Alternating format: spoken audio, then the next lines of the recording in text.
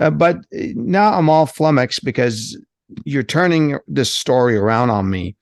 I thought I was going to offend you and say your favorite emperor, Khosrow II, was actually the megalomaniac who took the Iran Empire through 25 years of war.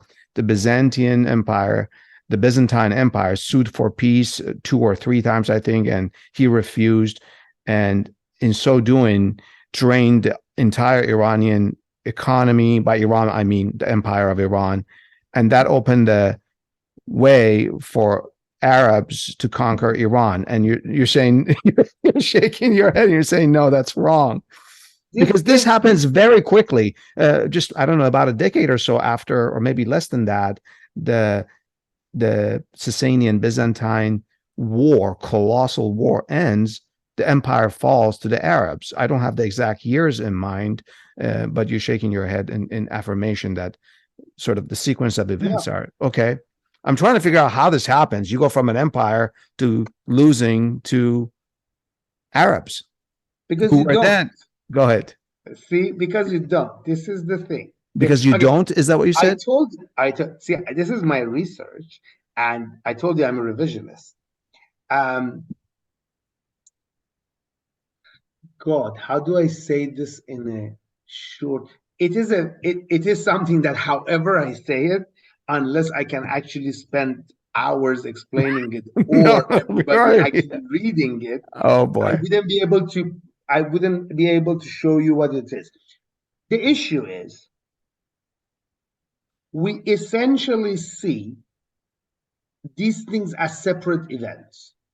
We think of the war of Khosrow II with Byzantium, then the activities of Muhammad, the prophet of the Islam at the period, and the conquest period as different events. And we essentially think of Arabs as outsiders to both of these superpowers, as you call them, who then take advantage of the weaknesses of both empires and conquer. That's my view. Yeah, that's what I share with you. Yeah. Okay. So there is a saying, if something is too improbable to be, it probably is. Yeah, that's my point. I mean, how does that happen? It's so improbable. Yeah, because if the Muslims had come out of, the way we imagine them, galloping on their horses and camels from outside Arabia, and had come and conquered two empires in ruins, they would have been in ruins themselves. So how would you then make sense of the fact that you almost immediately enter a period of economic, cultural, every sense expansion? That they are not conquering cities that don't have economic abilities. They are not getting, all the tales that we get from the early Islamic conquests, each one of these cities are full of treasures. It's full of money. Money constantly comes to Arabs and they send it to Medina and they can't believe it. These cities, and then they enter these cities, and these cities are completely built up. We have them archaeologically, right? The level of occupation in late Sasanian, late Byzantine, early Islamic period is unprecedented. These are big, prosperous cities that fall into the hands of these Muslims.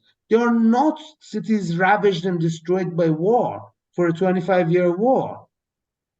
So it's amazing. This is completely counter to what I suggested and what I have read. And to my credit, I'm not making that up.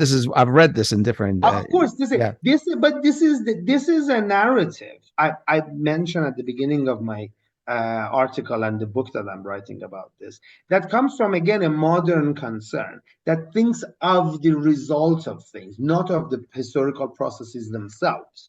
Right?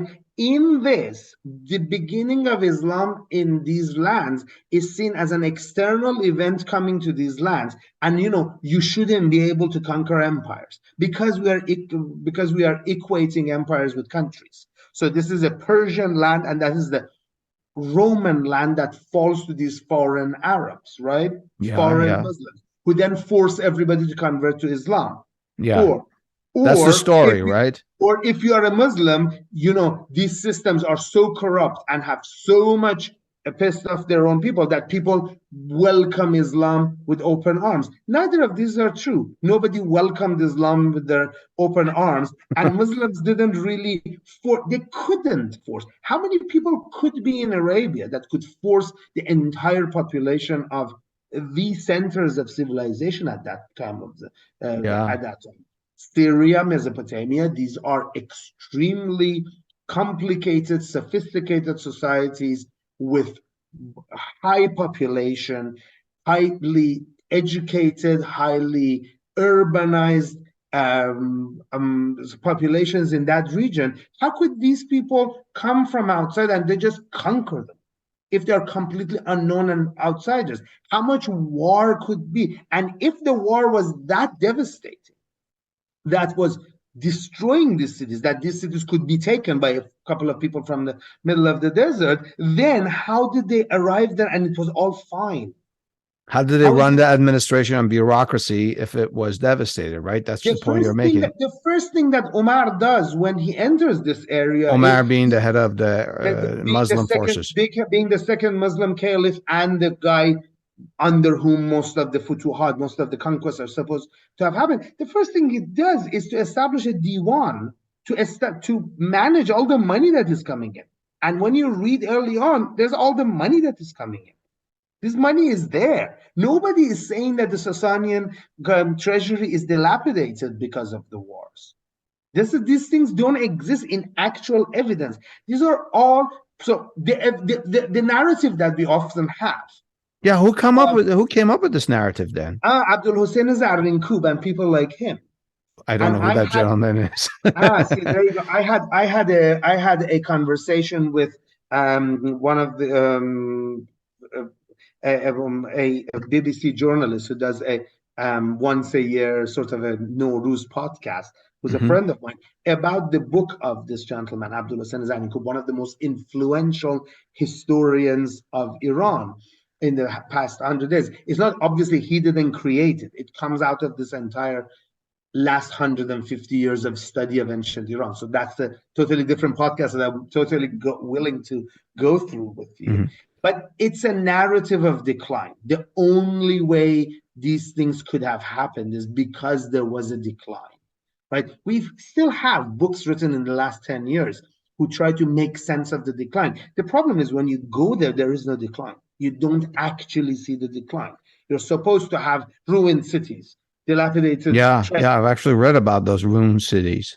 Yeah, but which ruined cities? Like, they are not there. If you go and actually dig, there are no ruined cities. They're fine. Ctesiphon is ruined, the capital. But 100, 200 years later, in the process of building of Baghdad, Ctesiphon is abandoned in the early Islamic period for various reasons. And then the material from Ctesiphon gets used to building of Baghdad. Nobody goes and destroys these things, right? It's not really, they are not ruined. Romans never, Heraclius never comes and conquers his territories back or conquers anything of the Sasanians. There is a war up near Nineveh.